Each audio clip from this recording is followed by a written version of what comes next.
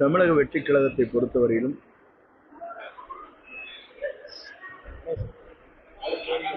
ஒரு புதிய வரலாற்றை படைக்கிற இயக்கமாகத்தான் எதிர்காலத்தில் அமையப் போகிறது. குறிப்பாக ஒவ்வொரு கட்சியை சார்ந்த ஒவ்வொரு கருத்துக்களை வெளிப்படுத்துகிறார்கள். இப்போது மக்களுடைய நிலை என்ன இருக்கிறது என்பதை களத்திலே தான் காண வேண்டும். நேற்று தினம் 2 நிகழ்ச்சியை நான் கலந்து கொண்டேன். ஆர்ப்பரித்து வருகிற மக்கள் அலை, வரவேற்பு கொடுக்கின்ற இளைஞர் இளம்பெண்களுடைய நிலை, இதை காணுகிற போது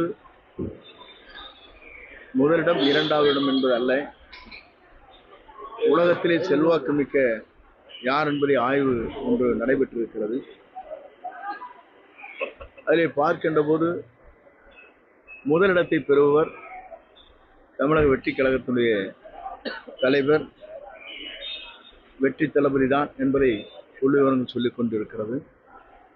2வது இடம்தான் பாரத பிரதமர் என்பதும், 3வது இடம் என்பது நம்முடைய முன்னாள் முதலமைச்சர் ஆந்திரா அவர்களும், 4வது இடத்தை இன்றைய துணை முதலமைச்சர் தான் இடம்பெற்றிருக்கிறார் என்ற புள்ளிவிவரம் கொடுக்கப்பட்டிருக்கிறது. இதையெல்லாம் பார்த்ததற்கு பிறகு ஏன்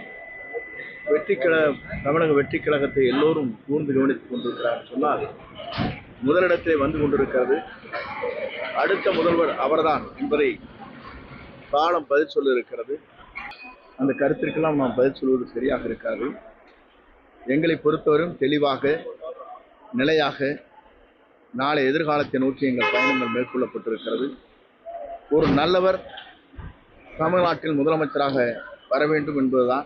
அப்படி என்றால் நீங்கள் கேட்கக்கூடும், புரட்சித் தலைவர் அம்மா இல்லையா என்று கேட்கக்கூடும். அவர்களுக்கு பிறகு இந்த நிலை உருவாக்கப்பட்டிருக்கிறது.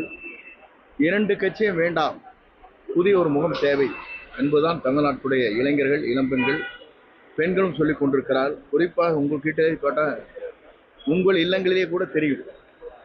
உங்கள் குழந்தைய சொல்லிட்டு இருப்பாங்க, அப்பா இந்த முறை எங்களுக்கு கண்டிப்பாக விஜய்க்கு ஓட்டு போடணும்னு சொல்லியிருக்காங்க இல்லையா, உங்கள் வீட்டில் எல்லாம் சொல்கிறாங்க இல்லையா, ஒன்றும் பேச மாட்டேங்கிறீங்க, உண்மைதானே?